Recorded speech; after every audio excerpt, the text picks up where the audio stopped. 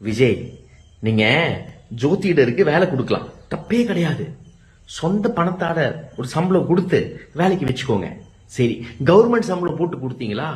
கஜானால இருந்து, அந்த வலிக்கு எடுத்த கஜான்ல இருந்து எடுத்து காசு கொடுக்குறீங்களா?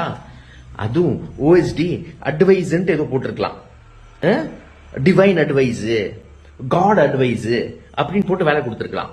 அது என்ன பொலிட்டிக்கல் அஃபேர்ஸ்? இந்த ஆள் என்ன பொலிட்டிக்கல் அஃபேர்ஸ்ல பண்ண போறான்? நான் எப்போ போய் சொல்லணும், மக்கள் கிட்ட 4000 ரூபாய் இளைஞருக்கு கொடுக்க போறேன், பெண்களுக்கு 1 பவுன் கொடுக்க போறேன், 2500 ரூபாய் கொடுக்க போறேன், இதெல்லாம் எப்ப போய் சொல்லணும், எந்த டைமிங்ல போய் சொன்னா மக்கள் ஏமாறுவாங்க அப்படின்ட்டு ஒரு கேட்கறதுக்கு ஆள் வேணும். அது எனக்கு புரிதல் இருக்கு. அந்த புரிதல் இல்லாமலாம் நான் பேசல இங்க. பட் ட்ராஜடி என்னன்னா பொலிட்டிக்கல் அஃபேர்ஸ் தான். சரி, 2வது, ஐயா பெரியார் படத்தை பிளீஸ் எடுத்துருங்க ஐயா.